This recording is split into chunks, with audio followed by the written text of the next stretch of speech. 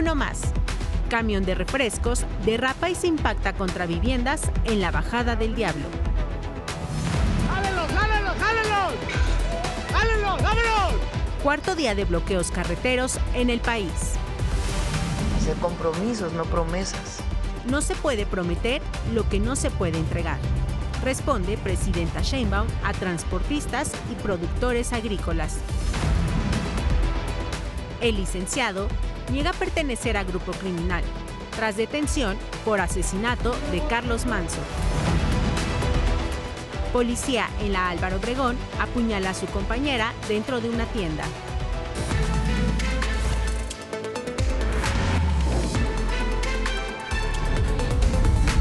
¿También aquí adentro? ¿También? ¿También?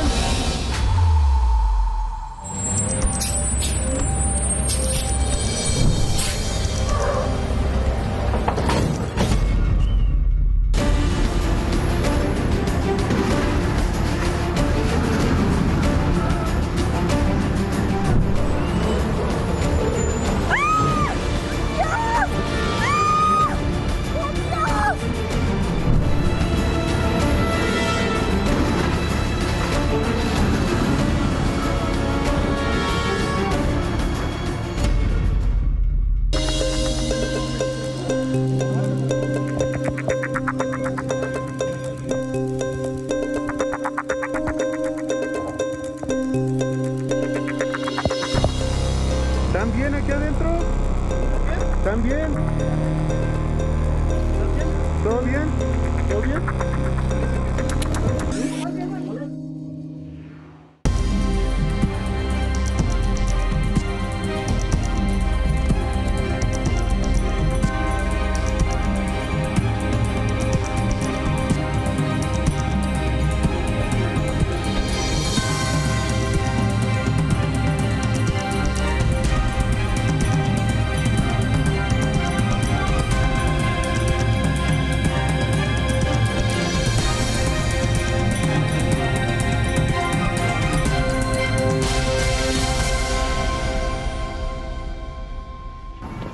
¿También pendejo?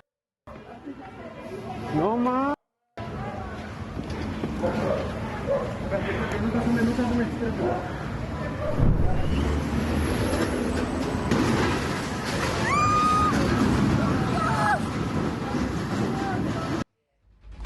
Y bueno, el chofer de este camión de refrescos se llevó el susto de su vida al perder el control bajando la temida pendiente conocida como la Bajada del Diablo en la alcaldía Álvaro Obregón.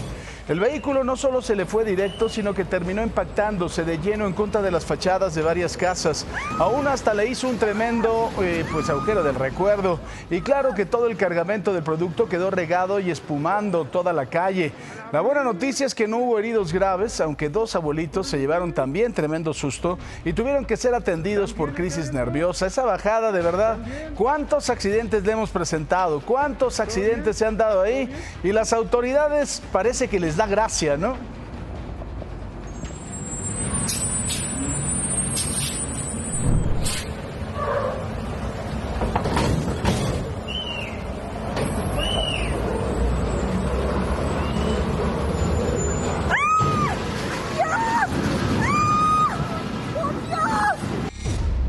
Pero, como ya le decía, este no es el primer caso. Ya van varios vehículos que pierden el control en esta pendiente y han sido captados por los mismos vecinos que viven con el miedo de estar cerca de algún accidente.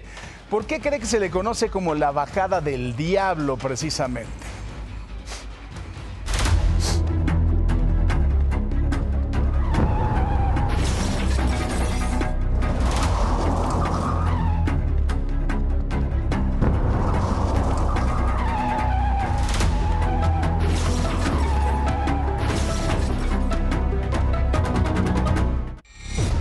Pues efectivamente, se le conoce como la Bajada del Diablo por su inclinación extremadamente pronunciada. Los vecinos y los automovilistas le dieron este apodo porque la pendiente es tan peligrosa que se vuelve casi imposible frenar si se pierde el control, especialmente cuando la superficie está mojada. Esta pendiente es considerada una de las más riesgosas de toda la Ciudad de México.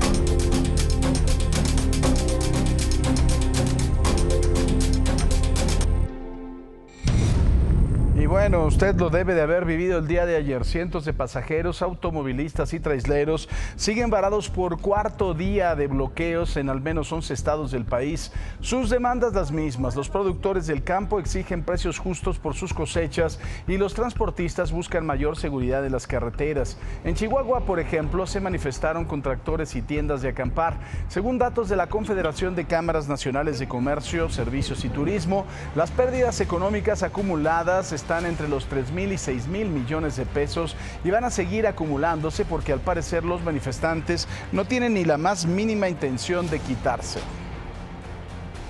Aunque con estos bloqueos los productores y transportistas busquen un beneficio para ellos, para otros es todo lo contrario. En Jalisco, miles de personas se han visto afectados por esperar horas en medio del tráfico.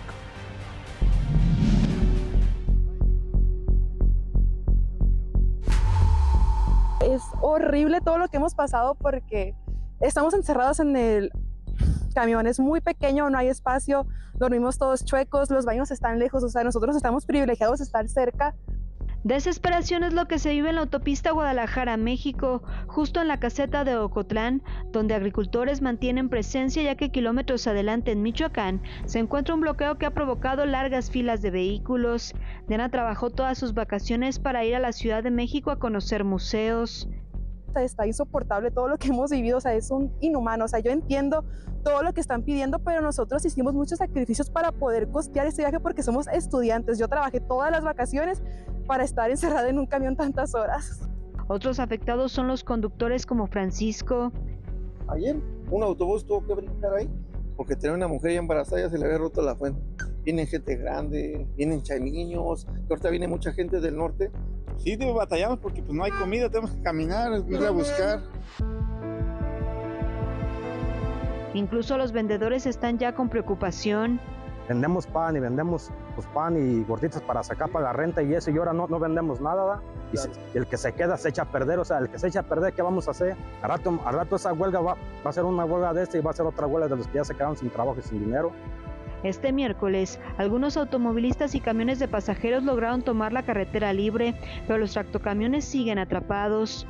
Los bloqueos en Jalisco están en las carreteras: ramal La Barca-Jiquilpan, kilómetro 10, autopista Guadalajara-Colima, kilómetro 87, carretera La Barca-Totonilco, kilómetro 1 más 800, carretera Irapuato-Guadalajara, kilómetro 159 más 500.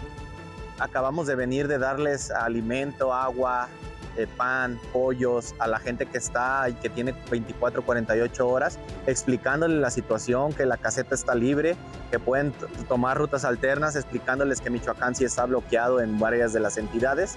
Y esa es la situación, ¿no? Nosotros realmente es un acto simbólico.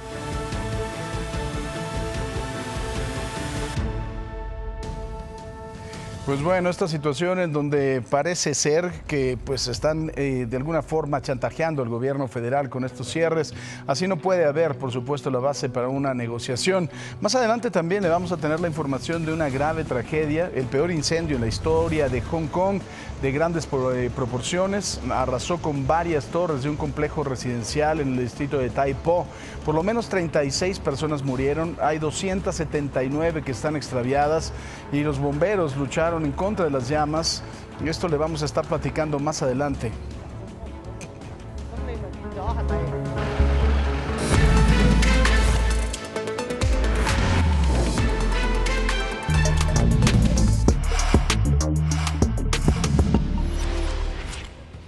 Y luego de toda la polémica generada por el senador morenista Gerardo Fernández Noroña, quien llamó fascista a la alcaldesa de Uruapan, Grecia Quirós, y la acusó de ambiciosa, la presidenta Claudia Sheinbaum le pidió ser respetuoso al peladete con la viuda de Carlos Manzo. Señaló que los asuntos políticos de la alcaldesa se deben de debatir, pero en otro momento y con respeto, porque ahorita es tiempo de ser solidarios con ella por el reciente asesinato de su esposo. En estos casos hay que ser hay que respetar primero, ¿no? O sea, la esposa del alcalde, hoy alcaldesa de Uruapan, pues no está pasando por un momento fácil, ¿no? Acaba de perder a su esposo. Entonces yo creo que en esa parte pues tiene que haber una sensibilidad para empezar. un momento fácil. Además dice la presidenta que no está pasando por un momento fácil y a lo mejor este señor, como nada más en su cabeza tiene política, no entiende que, imagine, al llegar a la alcaldía de Uruapan, no tener ni idea, por supuesto, de la administración, tener hijos pequeños, tenerse que esconder, tener 2 camiones de la Guardia Nacional, 2 camionetas llenas de guardias, uno adelante, uno atrás, venir en una camioneta blindada y estar escoltada todo el día, pues bueno, con personas armadas hasta los dientes. Le ha de parecer muy, pues, atractivo, ¿no? El señor Fernández Noroña, que ya está cucú. Mire, y hablando del homicidio de Carlos Manso, ayer en el penal de Mil Cumbres de Morelia, inició la segunda audiencia de Jorge Armando, alias el licenciado, uno de los presuntos autores intelectuales del homicidio de Carlos Manso, así como de los 7 policías municipales que fungían como sus escoltas. El licenciado está en el penal federal del Altiplano, pero a través de una videoconferencia aseguró que es inocente y que no pertenece a ningún grupo criminal.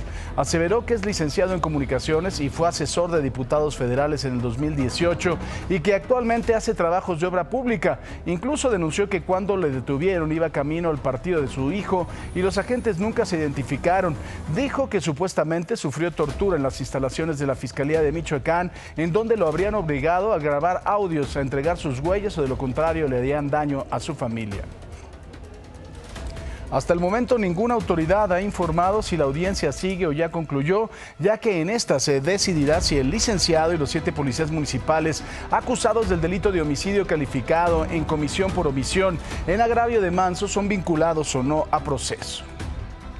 Y bueno, esto ya parece relevo. Si no es Fernández Noroña el que está en medio de la polémica, es Cuauhtémoc Blanco, que de verdad yo creo que no le entiende a que no le entiende, ¿no? Durante la sesión por el Día Internacional de la Eliminación de la Violencia en contra de la Mujer en la Cámara de Diputados, la legisladora del PT, que es aliada de su partido, Marta Araceli Cruz, le pidió que abandonara el salón de plenos luego de recordarle los episodios violentos en contra de mujeres en los que se ha visto envuelto, especialmente el de su media hermana, quien lo acusó de agresión sexual. Pues Blanco sí abandonó la sala, pero vea, antes le manda un beso con la mano a Araceli como si estuviera haciendo una gracia. Y pues sí, la diputada le mentó la madre, ¿no? Día Internacional de la Eliminación de la Violencia contra las Mujeres. Por lo tanto, todos los grupos parlamentarios harán uso de la palabra. No sé si le parecerá una gracia, ¿no?, a este señor estar acusado de eso y ser un diputado federal y tener tan poca madre de un beso. Hay que tener de verdad, ni siquiera tiene sensibilidad política, pero bueno, esto fue el martes. Ayer durante la sesión en San Lázaro, la diputada Marta Araceli Cruz denunció que fue objeto de violencia simbólica sexual por parte de Cuauhtémoc Blanco y el caso fue turnado al Comité de Ética de la Cámara. Fui objeto de una forma de violencia simbólica y sexual, la simulación de un beso, un gesto que algunos intentan minimizar, pero que constituye una modalidad clara de acoso sexual. Lo grave no es solo el acto en sí, que pretendió ridiculizarme, desautorizarme y recordarme que para algunos mi presencia política sigue siendo un espacio que creen tener derecho a invadir. Pues bueno, por su parte, Cuauhtémoc Blanco, a través de un comunicado, aseguró que su acción no tuvo intención ofensiva ni de menosprecio, que fue un gesto aislado, sin ánimo de confrontación y alejado de cualquier forma de falta de respeto, por lo que rechazaba categóricamente que haya existido una falta de respeto o una conducta que pudiera considerarse violenta. Cree que todavía está jugando en contra de las Chivas, ¿no?, y que le puede mandar al árbitro un beso, que se puede mear en la portería, pero pues no, la situación ha cambiado. Ya es diputado federal, representa la soberanía del pueblo, que alguien le cuente, que alguien le haga entender. Hablando de la Cámara de Diputados, ayer estudiantes de la Universidad Pedagógica Nacional llegaron a San Lázaro para que algún diputado atienda su demanda sobre la destitución de la rectora Rosa María Torres, a quien acusan de no ser empática con sus necesidades y de no laborar desde hace 7 años en sus instalaciones, sino en oficinas de la SEP. Los alumnos colocaron una cadena humana y con anafres asaron chiles de árbol para que el humo ingresara al recinto legislativo. Finalmente fueron atendidos y la próxima semana van a analizar sus peticiones. Pues los enchilaron para que les pique. A ver si así, ¿no?, se ponen a atenderlos. En otros temas, el secretario de Relaciones Exteriores, Juan Ramón de la Fuente, defendió la figura del asilo diplomático como un derecho irrenunciable de la política exterior de cualquier país, de México, por supuesto. Esto en relación al caso de Betsy Chávez, exministra de Pedro Castillo, quien se encuentra refugiada en la Embajada Mexicana en Lima, en Perú. Durante la toma de protesta de la nueva generación de integrantes del Servicio Exterior Mexicano, el canciller reafirmó que México siempre se regirá por los principios constitucionales y el derecho internacional. Me refiero de manera específica al derecho de asilo, que debe quedar muy claro que es un derecho que México seguirá defendiendo y que es un derecho que consideramos irrenunciable como parte de nuestra política exterior. Y mire, además de todo ha habido situaciones míticas al respecto de esto, que incluso el gobierno de los Estados Unidos ha respetado. ¿Se acuerda cuando entraron a Panamá, cuando querían sacar al dictador Noriega? Que el señor en 1989, en diciembre, se refugió en la Nunciatura Apostólica, es decir, la Embajada del Vaticano allá en la ciudad de Panamá, y no lo podían sacar, no podían entrar porque era una violación grave del derecho internacional, y le pusieron grandes altavoces como de concierto con música de rock, de heavy metal, hasta que pues lo rindieron. Esa fue la realidad de las cosas. Pero el derecho de asilo ha tenido, como le digo, asuntos muy emblemáticos como este, que tuvo que ver con Noriega, el dictador de Panamá en su momento. Ya un día de su encuentro en Palacio Nacional con la presidenta de Honduras, Xiomara Castro, la presidenta Claudia Sheinbaum reveló los temas que trataron. Detalló que le compartió la incertidumbre que tiene de cara a las próximas elecciones de su país por un posible injerencismo. Cabe recordar que Xiomara Castro se convirtió en la primera presidenta de Honduras y dejará el cargo en enero próximo. Sheinbaum también le mencionó que refrendaron los acuerdos en materia social para reducir la migración en Latinoamérica, resaltando los programas Sembrando Vidas que se aplica en México y Jóvenes Construyendo el Futuro en Honduras.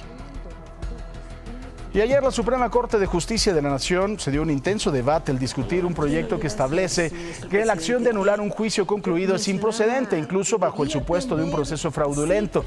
5 de los 9 ministros estuvieron de acuerdo en que puedan reabrirse todos los juicios en México, a pesar de que exista una sentencia firme. Pero la ministra Yasmín Esquivel manifestó su preocupación por crear una instancia adicional que no esté prevista en la ley, además de que se deje atrás el principio de cosa juzgada, por lo que exigió respeto a los principios de legalidad, certeza jurídica para mantener la paz social y el equilibrio. Y le voy a decir una cosa, 2 de los principios generales del derecho, por supuesto, el principio de no retroactividad, que ya lo habían querido tocar, y el principio de cosa juzgada. Es como si usted haga de cuenta que cursó la primaria y pues pasó matemáticas con 6 y su maestro se acuerda y dice, no, este era muy burro, hay que ponerle 5 y le quitan el certificado de primaria, de secundaria y hasta la licenciatura. Por eso es importante el principio de cosa juzgada. A veces sí, claro, hay juicios que evidentemente han sido pues unos procesos fraudulentos, pero la verdad es que esto le podría quitar, por supuesto, valía al sistema jurídico mexicano. Momento de ir a Guadalajara. Esta madrugada, información muy importante. Humberto González, adelante. Muy buenos días, Paco. Un saludo a ti y a todo nuestro auditorio. Te presento el reporte de lo que fue nuestra cobertura aquí en Guadalajara y su zona metropolitana. Te platico que minutos antes de las 10 de la noche, un joven de entre 20 a 25 años de edad fue asesinado en el fraccionamiento Parques de la Victoria. Cuando llegaron policías que atendieron este reporte, hallaron a la víctima tirada en el suelo con un disparo a la altura de la cara con entrada y salida. Te hago mención que de acuerdo con reportes de seguridad, el causante fue un hombre aparentemente vestido con una sudadera gris y un pantalón de mezclilla. Después de agredir, escapó a pie sin que nadie más proporcione mayor información. También te quiero comentar que alrededor de las 8 de la noche del miércoles localizaron un cuerpo dentro de un pozo. Esto donde sucedió en Tlajomulco de Zúñiga, a espaldas del fraccionamiento Los Cántaros. A las 8 de la noche fue el primer reporte. Sin embargo, los oficiales no hallaron nada en el sitio. Momentos después llegó un colectivo de madres buscadoras, quienes sí dieron el cuerpo y se comunicaron nuevamente con autoridades. Y en otro orden de ideas, te platico que momentos antes de que tomáramos la batuta, en el fraccionamiento Chulavista, en Tlajomulco también, en Tlajomulco de Zúñiga, un hombre de entre 30 a 35 años de edad fue asesinado a disparos. Ya el lugar fue asegurado y el cuerpo se encuentra en la morgue de la ciudad para su identificación. Un grave incidente se registró dentro de una tienda de mayoreo en Jardines del Pedregal. Un elemento de la policía bancaria e industrial atacó con un arma blanca a una compañera con quien compartía el servicio de vigilancia. La víctima, la agente Elizabeth, declaró que su jefe, el policía Oscar, la agredió con una navaja a la altura del cuello tras una discusión. El agresor se autolesionó también cortándose las muñecas y el cuello en un aparente intento de suicidio. El policía agresor permanece bajo custodia y la Secretaría de Seguridad Ciudadana ya inició una investigación interna para determinar la situación legal. La Secretaría de Seguridad confirmó la desaparición de 2 elementos que realizaban labores de inteligencia en Jalisco para la desarticulación de células criminales. La dependencia federal detalló que los oficiales desaparecieron el martes en el municipio de Zapopan mientras se dirigían a Guadalajara. Tras perder comunicación con ellos, activaron los protocolos de búsqueda inmediata, localizando el vehículo en Paseo de los Virreyes, en donde también hallaron manchas de sangre, casquillos y equipo táctico. La Fiscalía de Jalisco y las autoridades federales realizan la investigación.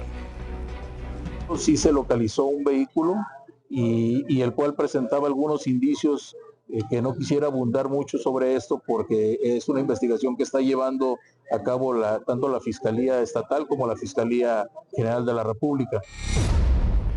Y una buena noticia en Pachuca, en Hidalgo. Tras una intensa búsqueda que se extendió por más de 4 meses, fue localizado el adolescente Lenny Aidán, de 16 años, que había sido reportado como desaparecido desde el pasado 5 de julio.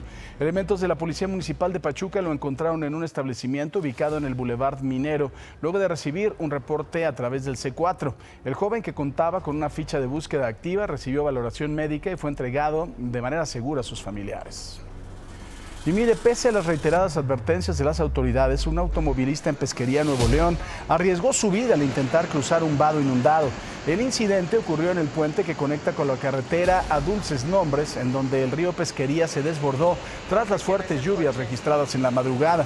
El conductor de un auto compacto quedó varado y prácticamente de milagro logró descender del vehículo justo antes de que la fuerte corriente pudiera arrastrarlo.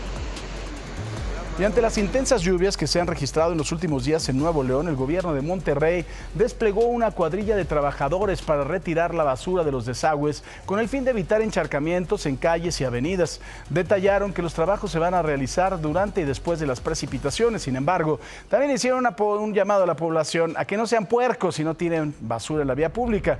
Además, usted se acuerda, ¿no?, de este problema que hay de estos pilotes del transporte público que están en medio del drenaje más importante, uno de los drenajes más importantes de Monterrey.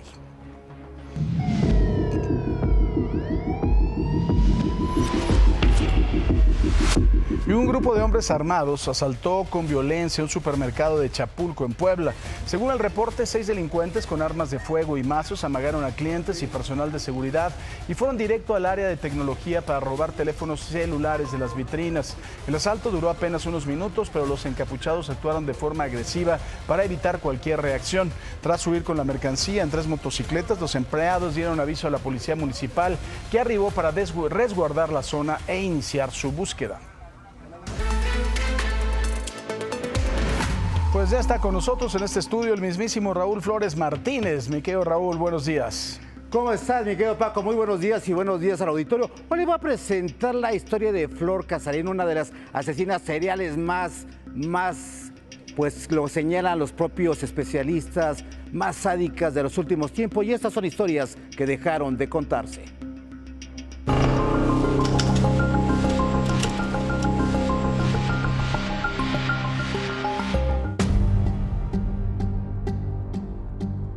En Ciudad Juárez, Chihuahua, 2 hombres avanzaron durante años sin que nadie las detuviera. Era una mujer y su propio hijo. Juntos dejaron un rastro de cuerpos, engaños y sangre. Ella, Flor Casarín González, la madrina. Él, Roberto Rodríguez Casarín, el tocino. Hoy suman más de 44 años de prisión, pero la historia que los acompaña es mucho más grande, mucho más oscura. Todo comenzó en 2016. Flora escogía a sus víctimas con precisión quirúrgica. Adultos mayores, hombres solos, personas vulnerables. Los seducía, los drogaba y luego los mataba. Su hijo la acompañaba, otros colaboraban. Era un pequeño ejército dedicado al robo y al asesinato. El caso que dio a conocer su modo de operar fue el 11 de julio de ese año. Carlota Muñoz Durán fue asesinada dentro de su casa. 91 puñaladas. Días después los agentes ya sabían que ese nivel de violencia no era nuevo, era un patrón. Meses más tarde Griselda Mojarro corrió la misma suerte. La drogaron, la golpearon con un martillo, la apuñalaron una y otra vez. Su cuerpo fue abandonado en un terreno baldío, mientras la madrina y su hijo huían en el auto de la víctima que ese mismo día intentaron vender por Facebook. Flor no había matado a 2 personas. De acuerdo con las investigaciones que se realizaron, pueden ser más de 25. Junto con su hijo el Tocino fueron detenidos el 27 de junio de 2018. Ambos enfrentan condenas por 44 años de cárcel hasta el momento.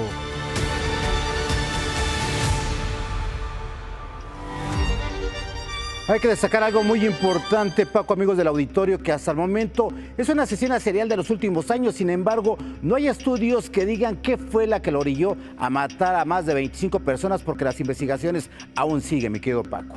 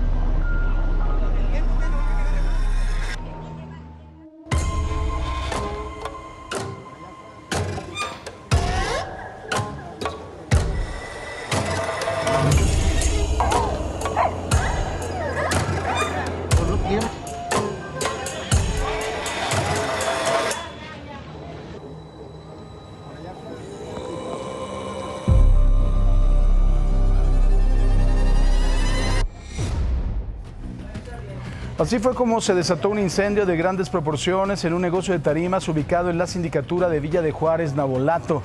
El siniestro fue de tal magnitud que obligó a decenas de familias de la zona a salir de sus hogares. Autoridades y cuerpos de emergencia apoyados por un helicóptero del ejército mexicano trabajaron para controlar el fuego, cuya causa es desconocida. Afortunadamente no se reportaron lesionados.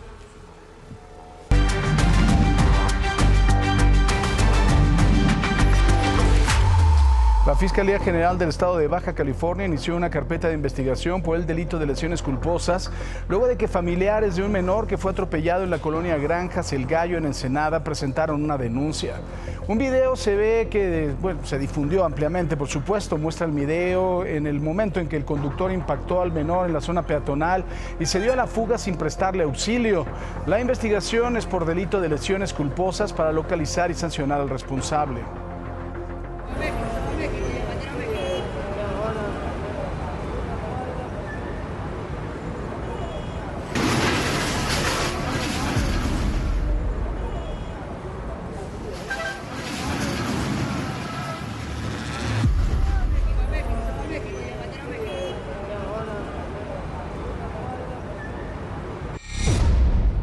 Una de las imprecisiones que le acabamos de decir es que fue en la zona peatonal. Desgraciadamente, sea una zona peatonal o no, no hay absolutamente ningún tipo de cebra que esté para indicar al conductor que tenga precaución.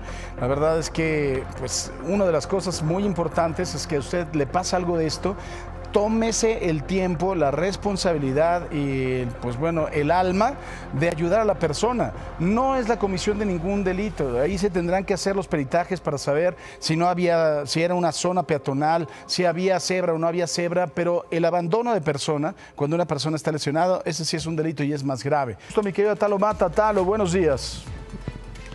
¿Cómo estás, Paco? Muy buenos días, gusto en saludarte ya en este jueves. Pues fíjate que esto sí nos llamó bastante la atención. En la alcaldía Miguel Hidalgo hubo un enfrentamiento entre menores de edad.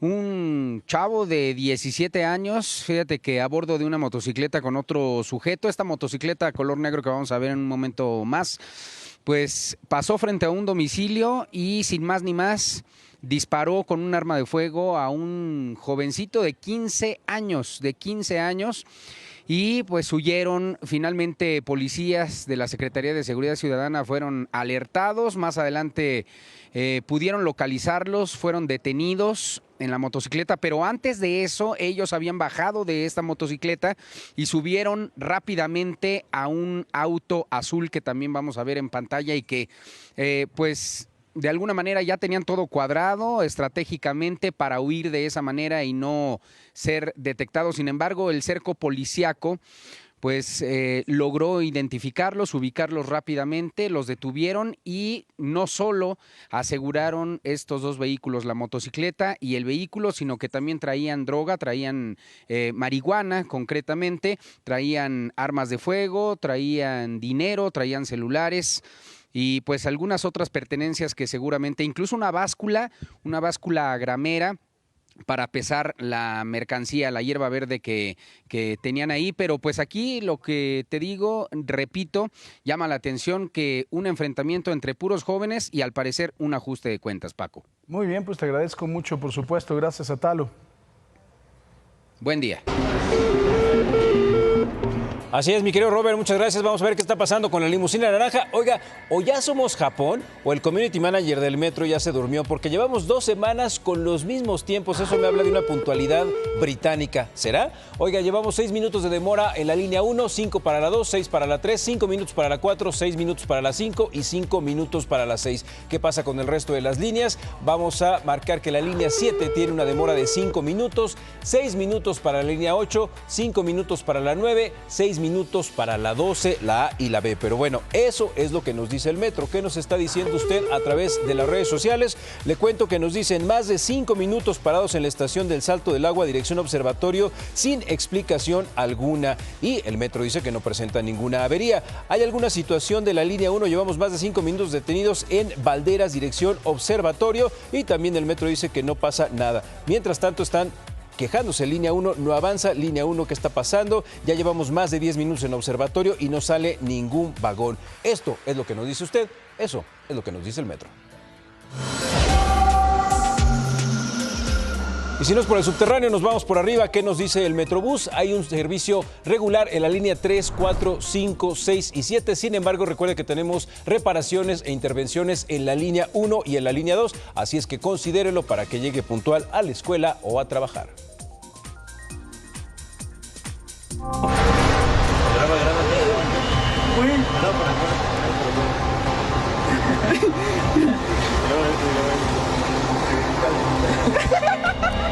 Muévele algo.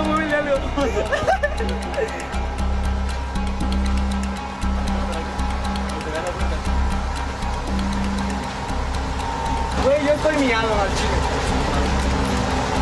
Se queda de la siguiente, ya no está.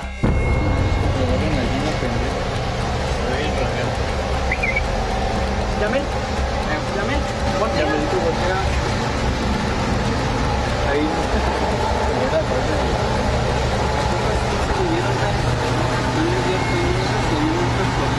Sí, güey, al chile sí me dio harto miedo.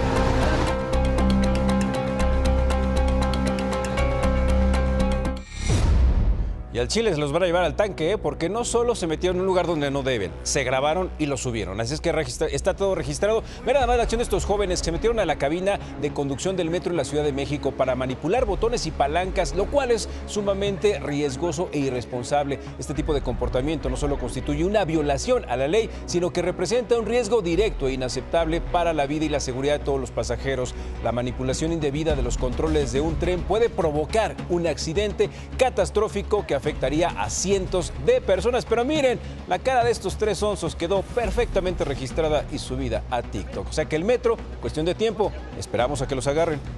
La unidad médica de alta especialidad, Hospital General del IMSS en La Raza, transformó la vida de Andy, un niño de 5 años de Torreón, Coahuila, quien nació con una malformación urogenital severa. El equipo de urología pediátrica asumió el reto de reconstruir su anatomía a través de 5 cirugías en un periodo de 2 años. Y gracias al éxito del procedimiento de alta complejidad, Andy ahora realiza actividades de manera normal, lo que ya le permite asistir al kinder. Y la presidenta Claudia Sheinbaum presentó Coatlicue, la nueva supercomputadora pública mexicana con una inversión de más de 6,000 millones de pesos. Su construcción iniciará en enero del 2026. Se espera que sea la más poderosa de América Latina, con capacidad para realizar 314,000 billones de operaciones por segundo. Sheinbaum destacó que esto permitirá a México entrar de lleno al uso de la inteligencia artificial y al procesamiento de datos a gran escala, siendo utilizada incluso para combatir la evasión fiscal mediante el cruce masivo de información entre el SAT y las aduanas. Investigadores de la Universidad de Cambridge descubrieron que la adolescencia no termina a los 18, escuche esto, sino a los 32 años. Tras estudiar a casi 4,000 personas de hasta 90 años, concluyeron que el cerebro sigue en fase adolescente hasta principios de los 30, cuando alcanza su máximo rendimiento. El estudio también identificó 5 etapas cerebrales en cambios clave a los 9, 32, 66 y 83 años, lo que podría explicar por qué los riesgos de enfermedades mentales y demencia varían a lo largo de la vida. Le tenemos un resumen de información.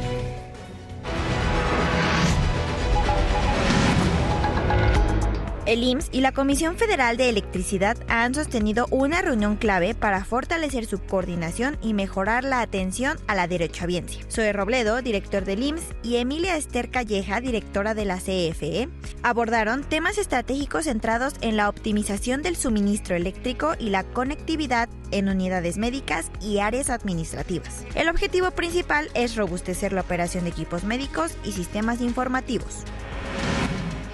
El gobernador de Sinaloa, Rubén Rocha Moya, recibió la distinción académica Benefactor Universitas de la Escuela Libre de Derecho de Sinaloa.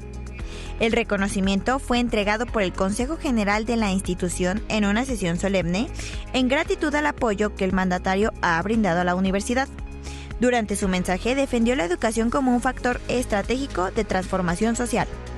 Además, anunció una noticia clave: el presupuesto de egresos 2026, que enviará al Congreso este sábado, que incluirá una partida especial para otorgar becas en beneficio directo a los estudiantes de la Escuela Libre de Derecho. En Nayarit crece la tensión social. Distintos sectores denuncian que la Fiscalía Estatal se ha convertido en el brazo más represivo del gobierno de Miguel Ángel Navarro Quintero, respondiendo con procesos penales a cualquier manifestación. En los últimos meses, empleados del propio gobierno fueron llevados ante un juez tras protestar por derechos laborales. Las acusaciones son graves: ataques a las vías de comunicación y coalición de servidores públicos. Trabajadores y asesores jurídicos han expresado un gran miedo, no solo por las represiones directas, sino porque también se están fabricando delitos en contra de familiares de los abogados defensores para forzarlos a dejar el caso.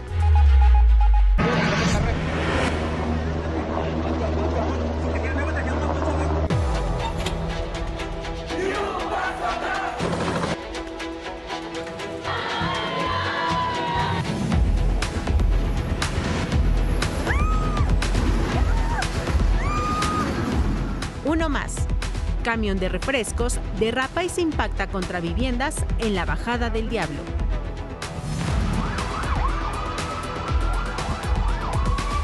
Explota polvorín clandestino en Huixquilucan y deja un muerto. Día Internacional de la Eliminación de la Violencia contra las Mujeres. Diputada acusa a Cuauhtémoc Blanco de violentador y él le manda un beso en respuesta.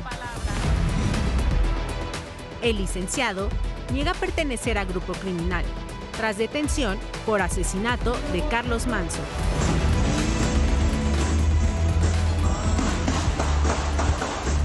Tiroteo cerca de la Casa Blanca deja 3 heridos de gravedad.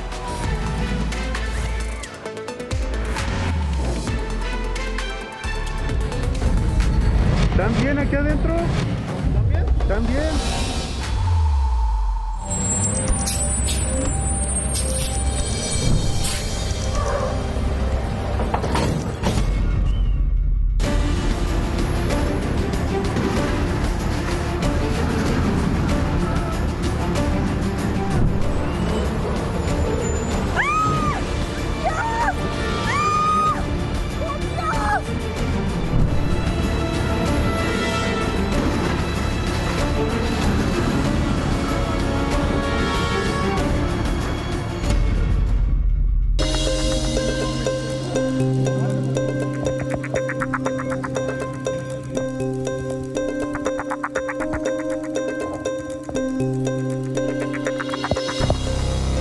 ¿Están bien aquí adentro?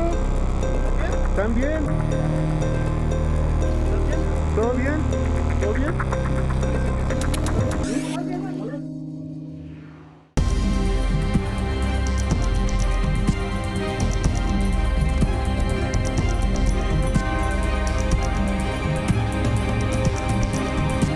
Mira, el chofer de este camión de refrescos se llevó el susto de su vida, como usted lo puede ver. Perdió el control bajando la temida pendiente conocida como la Bajada del Diablo, esto en la alcaldía Álvaro Obregón.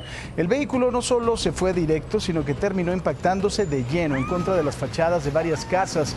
A una le hizo un tremendo hoyo de recuerdo y claro que todo el cargamento del producto quedó regado y espumando por toda la calle. La buena noticia es que no hubo heridos graves, aunque dos abuelitos, imagínense el susto que se llevaron y tuvieron que ser atendidos por crisis nerviosa.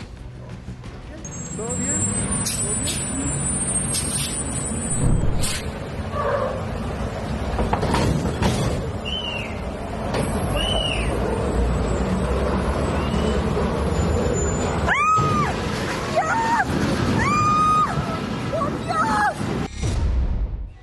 Pero mire, este no es el primer caso, ya son muchos y las autoridades, yo no sé por qué no la cierran, por qué no le ponen pavimento corrugado, por qué no hacen algo, ¿no?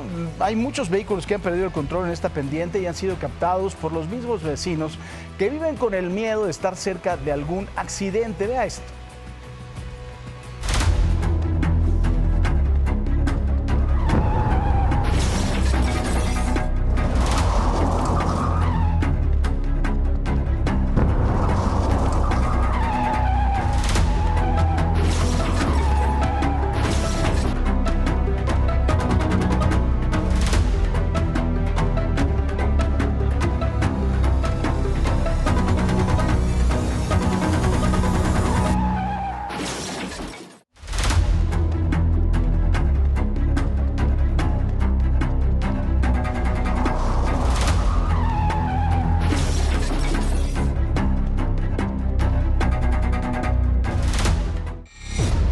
Y bueno, quien precisamente nos va a platicar más de este tema es Ricardo Vitela, que está precisamente ahí en la Bajada del Diablo. Mi querido Ricardo, adelante.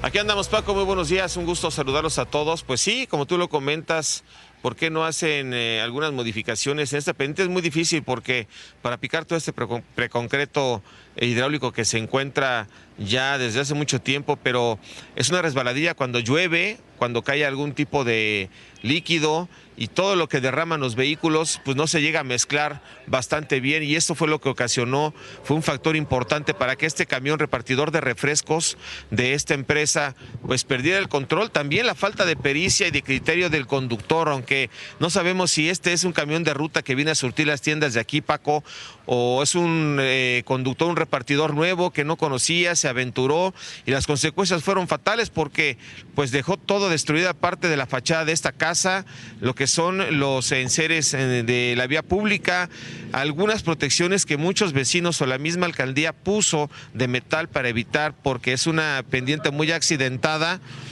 para evitar que se fueran contra las casas habitación. Pues con este camión, el peso y la velocidad, utilizando la física, pues imagínate cómo quedó, destruyó parte de una barda, de una recámara, en la parte interior, ahí ya pusieron un plástico negro, está acordonado. Hace unos minutos elementos de la policía le comentaron a una persona de la empresa, intentaron encender el camión, sí prendió, pero pues obviamente pues no sabemos si está en condiciones de que lo puedan mover, pero así quedó. Esto es lo que quedó del día de ayer, después de que este camión bajara y con la velocidad de empezar a golpear de lado a lado. Y bueno, pues las consecuencias. Estuvo a punto de volcarse, pero son los daños que dejó este camión en todo lo que es el mobiliario urbano y esta casa habitación, que esperemos que la compañía de seguros o esta empresa responda por todos los daños, porque así debería de ser. Mientras tanto, pues nosotros vamos a estar aquí muy pendientes, Paco, y nosotros cuando bajamos en la motocicleta, la verdad, para evitar algún tipo de accidente, la tuvimos que dejar prácticamente unos metros hacia arriba, porque sí es complicado. Nada más le voy a decir a Luis que por favor vea cómo bajan los vehículos. Estos son vehículos compactos, quizá algunos ya saben cómo bajar, pero es muy complicado. Las calles son muy cerradas aquí. Tardamos en una de las calles que se hace en doble sentido 15 minutos en poder llegar hasta este punto, por lo menos a la base de la pendiente o a la cima de la pendiente para poder dejar la motocicleta. Es muy complicada esta colonia. Ojalá hagan un buen estudio, pero porque son barrancas y porque aquí hay asentamientos que dejaron por hace muchos años de que se construyera, pues aquí están las consecuencias, Paco, al igual que aquí en Álvaro Obregón, en la zona de Gustavo Madero, en Cuautepec, en la zona de Naucalpan, muchas partes altas que tienen este tipo de asfalto, de concreto hidráulico, pues cuando llueve es una resbaladilla total, Paco. Oye, bueno, primero que nada, mi querido Ricardo, qué bueno que dejaste la motocicleta, no te fueras a resbalar como una compañera de otro medio que se fue ahí, se fue de pompas al convento, como dirían los clásicos. No. Sí. No, nosotros sí, la verdad es que conocemos muy bien esta zona y para evitar algún percance, para cuidar a mi camarógrafo, a Luisito, y la integridad de nosotros, pues siempre la seguridad ante todo y no nos aventuramos, y es por eso que la dejamos allá y tratamos y caminamos para hacer un poquito de ejercicio y evitar algún percance como lo que sucedió. Hay muchos aventureros, pero nosotros sí tenemos ese criterio de mejor evitar algún accidente, ¿no? Segundo lugar, creo que es urgente que se haga algo, porque va a haber un muerto algún día. Y desgraciadamente ahí es cuando van a decir, ahora sí ya se murió. Yo sé que ya está parte del pavimento corrugado, pero algo hay que hacer, ¿no? Algo se tiene que hacer porque si no va a haber una desgracia en algún momento, ¿no? Y por favor, yo creo que las autoridades deben de ser sensibles a este tema. Y en tercer lugar, dejaron por ahí, creo que es una coquita, ¿no? La que quedó todavía después de que se cayó el camión, está por ahí en uno de los fierros, o no sé si es un jarrito o qué es lo que quedó ahí, pero pues aprovecha. Mira, quedó ese refresco que está ahí de esa empresa de sodas. No puedo violar mira, hay un trabajador ahí, ya se bajó del camión. No puedo violar la cinta de precaución, pero pues es lo que quedó porque ayer pues, rodaron todos los de sabor de piña, de naranja, de tutti frutti, fresa, tamarindo, de mandarina, las de sabor cola.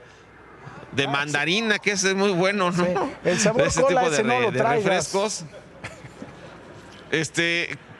¿Cómo no te escuché bien? Pero bueno, vamos a estar aquí demasiadamente, pues muy pendientes. Ojalá, como tú comentas, las autoridades pues hagan un buen estudio. Los peritos en vialidad, que son los responsables en esto, ¿qué se podría hacer? Un señalamiento de evitar el paso de vehículos pesados. Hemos visto que en la parte de abajo pasa transporte público.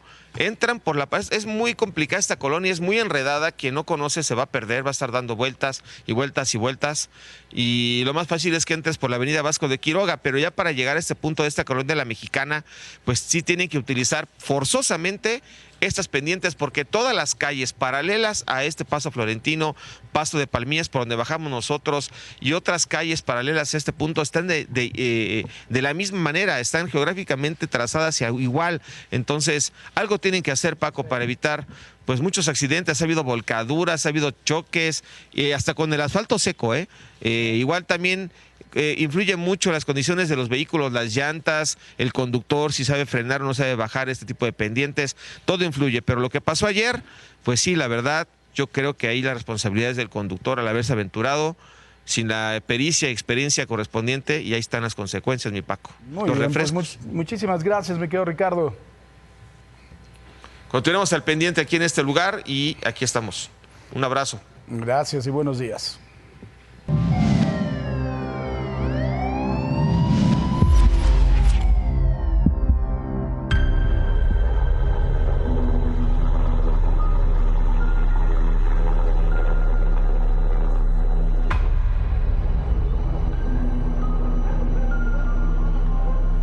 Así fue como se desató un incendio de grandes proporciones en un negocio de tarimas ubicado en la sindicatura de Valle de Juárez, en Navolato. El siniestro fue de tal magnitud que obligó a familias de la zona a salir de sus hogares. Autoridades y cuerpos de emergencia, apoyados por un helicóptero del ejército mexicano, trabajaron en el control del fuego, cuya causa es desconocida.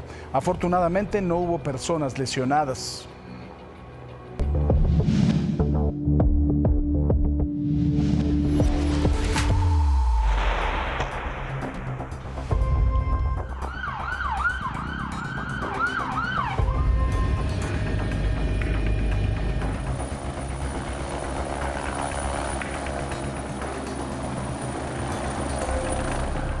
Una persona perdió la vida y 5 más resultaron lesionadas tras la explosión de un polvorín clandestino en la comunidad del Hielo, en Huixquilucan, cerca de la carretera Naucalpan-Toluca. Las autoridades confirmaron que el establecimiento operaba sin contar con los permisos de la Sedena para el manejo de pólvora y explosivos. Los lesionados fueron trasladados a hospitales. Sobre este hecho, el gobierno del Estado de México publicó un comunicado en el que aclaran que las autoridades estatales y municipales realizaron labores de evaluación y control de riesgo para prevenir nuevos incidentes y se mantienen en comunicación permanente con las unidades de emergencia y hospitales receptores.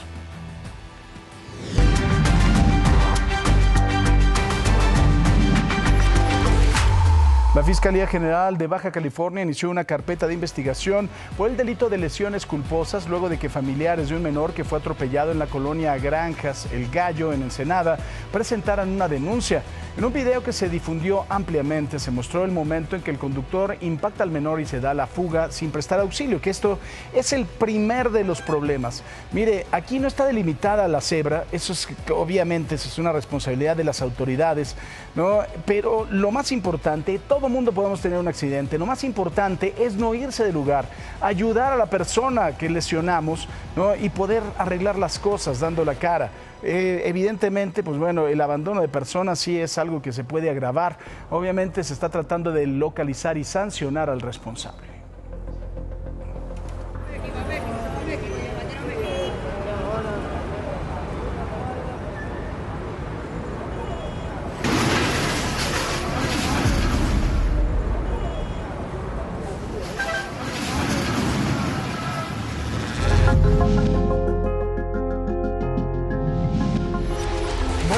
Y si no es uno, es el otro, ¿no? Si no es Fernández Noroña, es nuestro querido Cuauhtémoc Blanco. Durante la sesión por el Día Internacional de la Eliminación de la Violencia en contra de la Mujer en la Cámara de Diputados, ya le habíamos comentado, la legisladora del PT, Marta Araceli Cruz, del PT, que es un aliado de Morena, le pidió que abandonara San Lázaro, el salón de plenos, luego de recordarle todos los episodios violentos en contra de las mujeres en los que se ha visto envuelto, especialmente el de su media hermana, que lo acusó precisamente de abuso sexual, un asunto bastante grave. Antes, ya sabe, el señor cree que está todavía jugando contra las Chivas o que está contra el Zacatepec. Le manda un beso con la mano de una forma burlona. Marta Araceli le respondió, pues sí, con una mentada de madre, ¿no? Día Internacional de la Eliminación de la Violencia contra las Mujeres. Por lo tanto, todos los grupos parlamentarios harán uso de la palabra. Y mire, eso fue el martes. Ayer durante la sesión en San Lázaro, la diputada Marta Araceli denunció que fue objeto de violencia sexual simbólica por parte de Cuauhtémoc Blanco y el caso fue turnado al Comité de Ética. Esta mesa directiva fui objeto de una forma de violencia simbólica y sexual, la simulación de un beso, un gesto que algunos intentan minimizar, pero que constituye una modalidad clara de acoso sexual. Lo grave no es solo el acto en sí, que pretendió ridiculizarme, desautorizarme y recordarme que para algunos mi presencia política sigue siendo un espacio que creen tener derecho a invadir.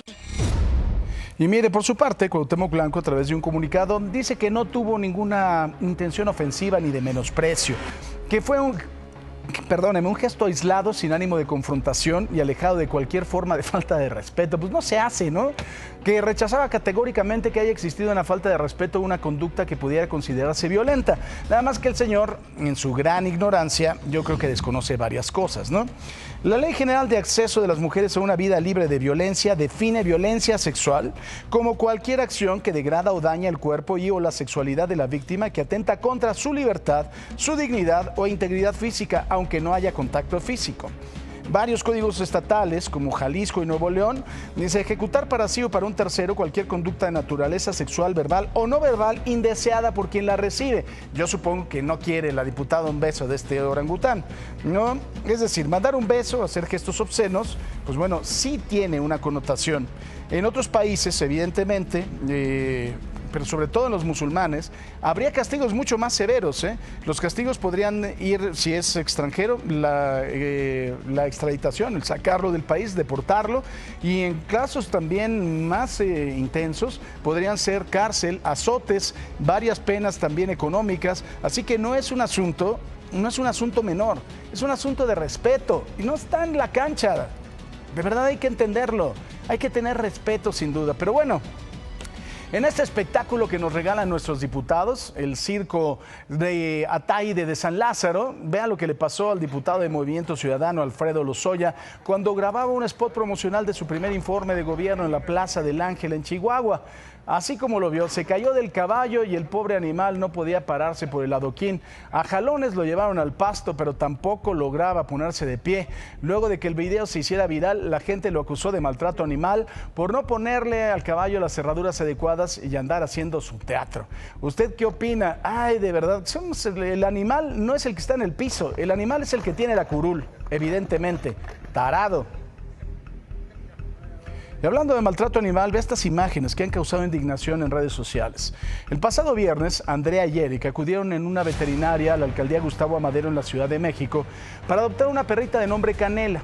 Pero ¿qué pasó? Bueno, no pasó 24 horas y decidieron regresarla. Lo peor de todo es que ni siquiera esperaron a que abriera la veterinaria y le dejaron amarrada afuera. Cuando les preguntaron por qué lo hicieron, respondieron que no los dejaba dormir. Pues entonces no adopten. O sea, un animal es una responsabilidad. De verdad, es una gran responsabilidad que se tiene que poner de acuerdo a la familia, ¿no? Que tienen que ver si tienen la capacidad y de verdad de tener un alma buena. Pero bueno, vamos a hacer una pausa, pero al regresar le tendremos todos los detalles de la audiencia del licenciado, uno de los presuntos autores intelectuales del homicidio de Carlos Manso, y 7 de sus escoltas que también están acusados del delito de homicidio calificado. Y bueno, luego de toda la polémica generada por el senador morenista Gerardo Fernández Noroña, quien llamó fascista a la alcaldesa de Uruapan, Grecia Quirós, y la acusó de ambiciosa, la presidenta Sheinbaum le pidió respeto a la viuda de Carlos Manso y señaló que los asuntos políticos de la alcaldesa se pueden debatir, pero no en este momento, porque ahora pues está pasando un tiempo bastante complicado por el asesinato de su esposo. En estos casos hay que ser hay que respetar primero, ¿no? O sea, la esposa del alcalde, hoy alcaldesa de Uruapan, pues no está pasando por un momento fácil, ¿no? Acaba de perder a su esposo. Entonces yo creo que en esa parte pues tiene que haber una sensibilidad para empezar. Pues bueno, y también ayer en el penal de Mil Cumbres, en Morelia, Michoacán, inició la segunda audiencia de Jorge Armando, alias el licenciado, uno de los presuntos autores intelectuales del homicidio de Carlos Manso, así como de 7 policías municipales que fungían como sus escoltas. El licenciado se encuentra en el penal federal del Altiplano, pero a través de una videoconferencia aseguró que es inocente, que no pertenece a ningún grupo criminal.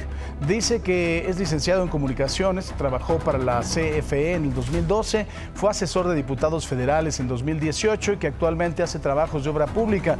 Incluso denunció que cuando lo detuvieron iba camino al partido de fútbol de uno de sus hijos y los agentes nunca se identificaron. Dijo que supuestamente sufrió tortura también en las instalaciones de la Fiscalía de Michoacán, en donde lo habrían obligado a grabar audios, entregar sus huellas o de lo contrario le harían daño a su familia. Y después de 18 horas de audiencia, el licenciado y los 7 policías municipales que eran escoltas de Carlos Manso fueron vinculados a proceso. El juez les dictó prisión preventiva oficiosa y un plazo de 3 meses para la investigación complementaria. Durante este tiempo, todos estarán recluidos en el penal de máxima seguridad del Altiplano en el Estado de México. Y bueno, para este tema, por supuesto, también para los bloqueos que hay en algunas entidades de la República Mexicana, le agradezco mucho a mi querido Damián Cepeda. Damián, ¿cómo estás? ¿Cómo estás, Paco? Qué gusto estar aquí con ustedes. Gracias. Saludos, compañeros. Cuauhtémoc Ochoa, Cuau, ¿cómo estás? Igualmente, buenos días a todos. Igualmente, ¿cómo estás, mi querido Buenos días, Miguel Ángel Paco, Mancera? gracias. Mike, Saludos bienvenidos. Pues bueno, 2 temas importantes. Tiene que ver, por supuesto, con estas declaraciones muy polémicas, ¿no?, de Gerardo Fernández Noroña. Yo creo que ya se volvió un dolor de muelas para la presidenta, o sea, yo creo que sí. Y lo segundo también, los bloqueos tienen razón, no tienen razón, tienen motivaciones políticas, ¿sí o no? ¿Con qué empezamos, bloqueos o Manso? ¿Qué Lo quieren? que tú quieras. Aquí lo que se les ¿qué? A ver, tú. 2 contra 1. Yo creo que los se bloqueos, ¿no? Se Porque... voltearon a ver así como complicidad. Vamos con los A ver. bloqueos. ¿Tienen razón? ¿No tienen razón? Hay una motivación política detrás de ellos. Yo creo que hay un tema de fondo real. El campo mexicano, una gran parte del campo mexicano tiene una crisis muy fuerte en los últimos años en México. Creo que es motivada por un lado, una falta de competitividad y por otro lado, por un abandono de parte del gobierno. ¿Qué es lo que está pasando en resumidas cuentas? Por ejemplo, en el tema del maíz, lo que está alegando los productores es que el costo de producción de una tonelada, por ejemplo, es más alto del precio al cual la pueden vender. Y por eso piden un apoyo de parte del gobierno para que el precio esté por encima y que se pueda pagar pues no solo los costos, sino tener una ganancia razonable. El gobierno tiene algo que se llama precios de garantía, pero muy limitado. Después de unas manifestaciones anteriores se logró un precio que se está dando. Y un pero apoyo, aún así, ¿no? De casi $1,000 por tonelada. Sí, al final le llega a 6,915 más o menos. Es el precio al que en general hay unas zonas donde más, unas zonas donde menos, pero en general se les está garantizando. Y entonces lo que dicen los productores es que no me sale, pues. ¿Por qué no les sale? Por ejemplo, si tú compras una tonelada de maíz blanco importado, pues la puedes comprar mucho más. $190 más o menos. 5,000 y pico la tonelada, ¿no? Entonces, y hasta pues no más. va a dar, nunca va a dar. ¿Por qué no va a dar? Porque resulta ser que las decisiones aquí en México son, primero, de no apoyo al campo, cosa que sí hacen en otros países que tienen diversos apoyos, y segundo, no permiten usar los avances tecnológicos. Estoy hablando de ¿Los semillas genéticamente modificadas. Entonces resulta ser que contra quien estás compitiendo, pues siembra y saca más toneladas por hectárea. Entonces tiene un precio mejor, más competitivo, y por eso no le puedes competir. Lo ridículo es que no permites que aquí se siembre, pero compras maíz que es producido con esa semilla, pues. Entonces es una cosa así medio de locura, ¿no? Motivado por una ideología radical, ¿no? Que no está basada en ciencia. Bueno, todo eso es lo que está haciendo que el productor diga, oye, pues ayúdame. ¿Y qué sí es lo que ha pasado? Innegable. El gobierno de Morena abandonó al campo. Si tú te traes a valor presente el pico de apoyo presupuestal del campo, es 2015, 128,000 millones de pesos a precios corrientes de 2024. O sea, 128,000 millones de pesos. ¿Sabes cuánto está ahorita? 75,000 millones de pesos. O sea, es innegable que Morena abandonó el campo. Entonces, pues no hay apoyos. ¿Abandonaron el campo? Mira, como digo, la verdad es que en muchos comentarios de Damián tiene razón. Creo que el campo durante muchos años fue o ha sido un detonador económico. Somos la 13ª economía del mundo en producción de alimentos. Pero esto viene de muchos años atrás, ¿no? Quienes empezaron con el monopolio de la comercialización de los productos fueron ellos. Quienes terminaron con las tiendas con la Supo, que ayudaban al campo a poder vender directamente al gobierno con precios justos, que hacían que el campo tuviera desarrollo, fueron ellos. Quienes concentraron la comercialización de los productos para que ganaran unos cuantos y el campo quedara abandonado. Mucha de la migración tiene que ver en esto, que el campo dejó de ser negocio por lo que hicieron en el pasado. Y creo que acusar a que este gobierno ha abandonado al campo se me hace una forma irresponsable, ¿no? Yo te hablo de temas muy importantes en el avance de la autosuficiencia alimentaria para el frijol, el maíz. El tema que también dice el maíz transgénico, nosotros no podemos dejar que el maíz nativo de nuestra nación pues, no pueda ser producido. La soberanía alimentaria también tiene que ser cuidada en ese sentido. Entonces creo que hay cosas sí que tiene razón Damián, pero tampoco podemos abandonar a quienes trabajan el campo.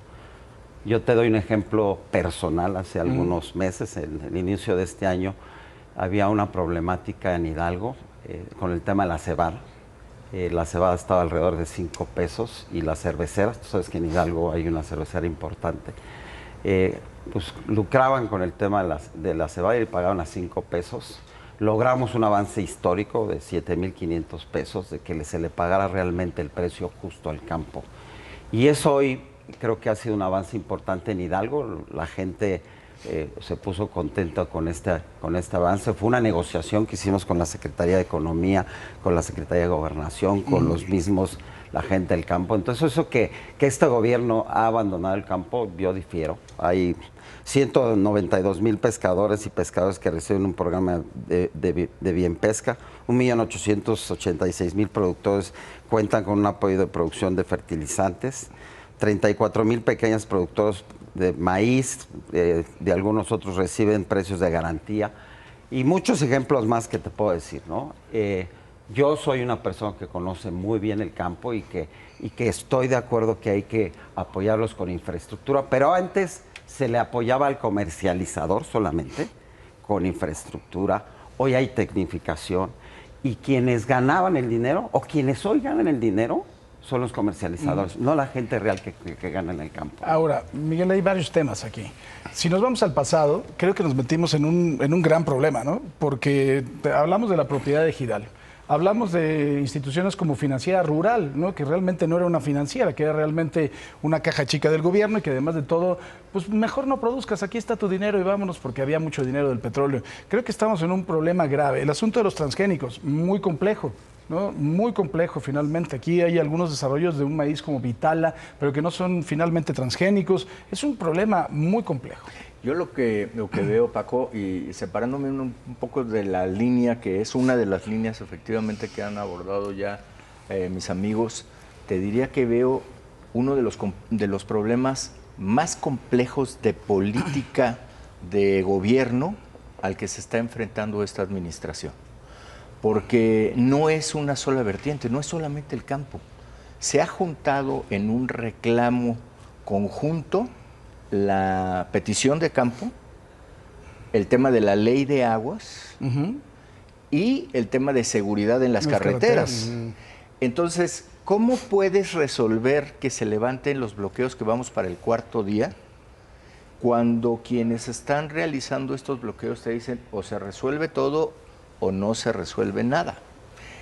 Es un problema muy complejo, me parece, que va a necesitar estrategia política de resolución de gobierno de alto nivel, porque no se puede ofrecer una mesa. Tú le ofreces una mesa, por ejemplo, al campo y vas a decirle, bueno, mira, tenemos precios de garantía, son 13,000 millones. Imagínate un presupuesto de 13,000 millones solamente para precios de garantía, pero con eso no es suficiente con lo que estaban apuntando ya ellos.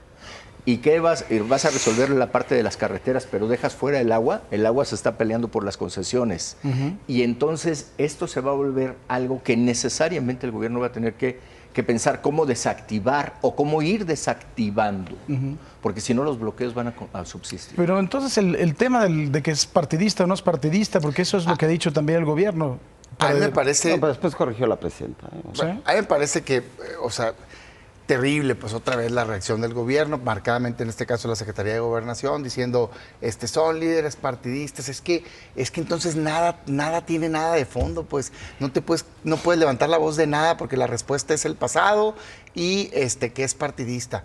Oye, son problemas reales. Ahí salió un líder campesino diciendo, sí tenemos ligas partidistas con Morena. O sea, con quien hemos estado es con Morena, es el líder. Pues, y nos están traicionando. No, es un tema real. A ver, yo con mucho respeto, pero mira, a ver, ¿qué existía antes? Había Procampo, que era un apoyo directo, ¿no? Había apoyo para comercialización, había ingreso objetivo, había precios de garantía, había financiamiento, ¿no? Había diésel agropecuario, es decir, te apoyo con un pedazo del costo del diésel para ya sea el bombeo de los pozos o bien para el tractor. Todo eso lo desaparecieron, pues.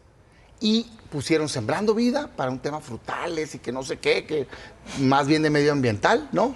Y unos cuantos apoyos, precio de garantía limitado, que sea tantas hectáreas, y seguro, pero también muy cortito. O sea, la verdad las cosas es que, a ver, es un número.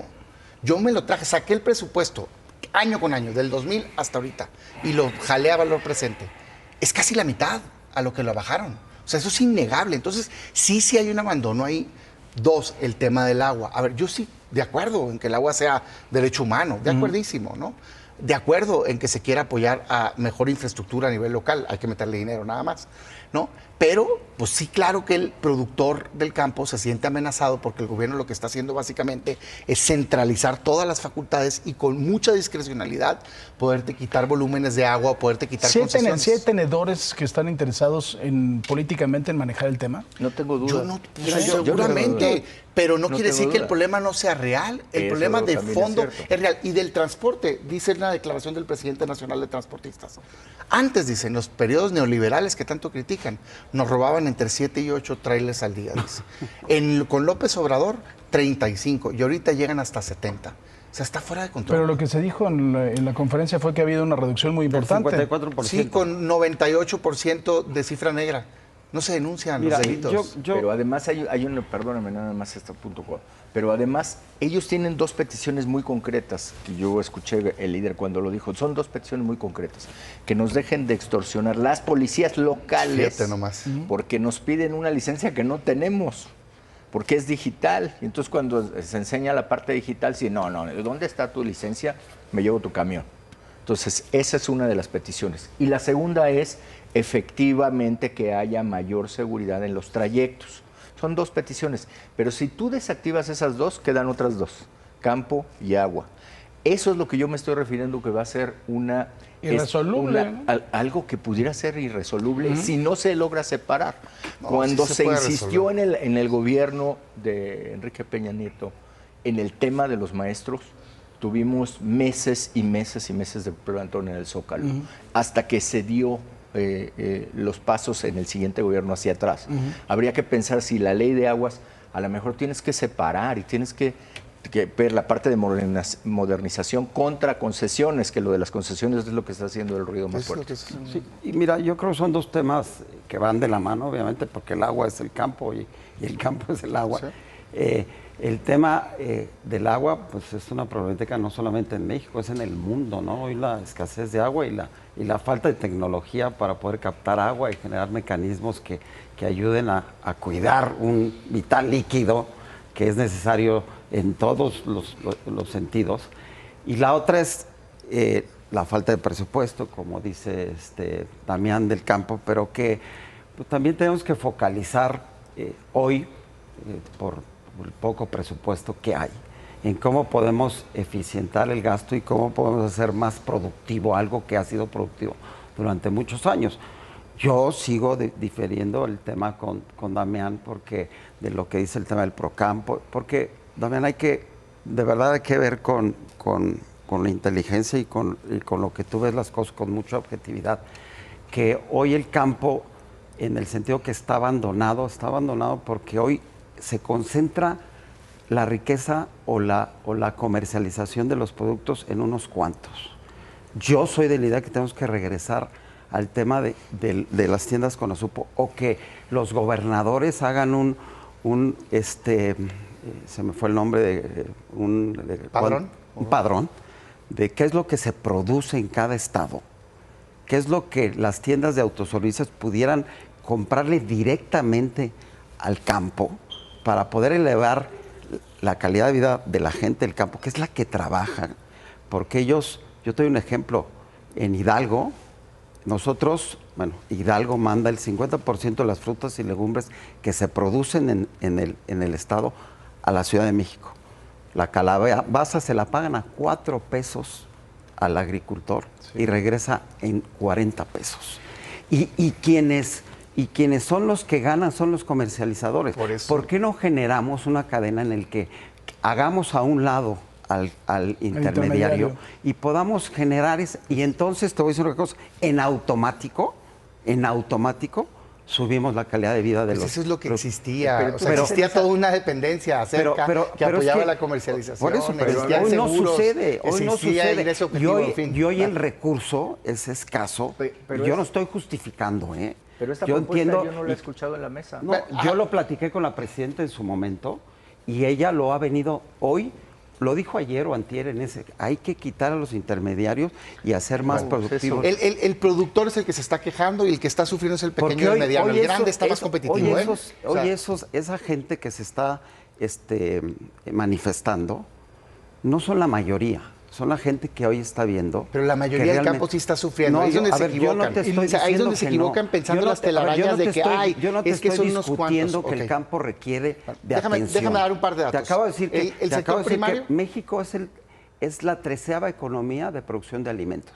Se producen alrededor de 270 millones de... Yo lo apoyo y si lo, dejan de sembrar y lo hice en Hidalgo, apoyar al campo. Y lo puedes preguntar, y aquí, como dices, viendo la tele, te lo puedes decir. Muchos agricultores que yo apoyo... Déjame hacer este comentario. Mira, el sector primario representa entre el 3 en un mal año o 4.4% del PIB. ¿Perdón? O sea, depende. El sector primario. ¿Qué? Agricultura, ganadería, todo junto representa solo eso el PIB.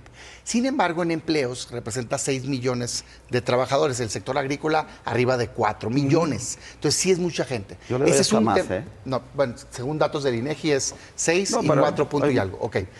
Pero no solo eso, sino que te garantiza algo que yo entiendo que desde hace muchos sexenios, pero incluidos los de Morena, es una prioridad, que es la soberanía alimentaria. ¿No? Entonces tú, si ahorita dices, pues no siembres, pues entonces, pues te quedas sin producto. Me encantaría seguir platicando. Hay que apoyar. Lo seguimos platicando la próxima semana porque creo que no se va a resolver claramente. Incertidumbre, en fin, eso es lo que se necesita. Bueno, nos tenemos que despedir. Muchísimas gracias por su participación. Siga con Paco, sigue informado, no le cambie. Y ahora sí coma frutas y verduras, por favor. Y no le cambie. Y hasta la próxima. El momento agradable y lleno de besos del día de saludar a mi querida Paula Rojas. Mi Pau, buenos días. Muy buenos días, Paco querido. Me encanta saludarte, invitarte a ti y a todos a que sigan por Imagen Televisión. Ya están aquí, así que sigamos juntos con toda la información importante, esta investigación por delincuencia organizada contra el dueño de Miss Universo, Raúl Rocha, que ya está colaborando con la Fiscalía General. ¿En qué va esto que comentaban los bloqueos y negociaciones de campesinos y transportistas con las autoridades? Todo lo importante aquí mero, Paco, nos seguimos. Nos seguimos de frente, como los camiones de refrescos en las bajadas del Diablo. Qué imagen, qué cosa, qué... Sí. Menos mal que no hubo lesionados. Sí. Celebremos con besos. Eso. Y con mucho refresco agitado. Te mando besos. Oh, burbuja. Chao. Miren, este jueves la masa de aire polar del Frente Frío 16 se va a extender por medio país, provocando un marcado descenso de temperatura, heladas, bancos de niebla, rachas de viento que podrían superar los 90 kilómetros por hora. El Servicio Meteorológico Nacional prevé lluvias intensas en Puebla, Veracruz, Oaxaca, muy fuertes en Nuevo León, Tamaulipas, Hidalgo, San Luis Potosí y Tabasco, además de chubascos en varios estados del centro y sureste.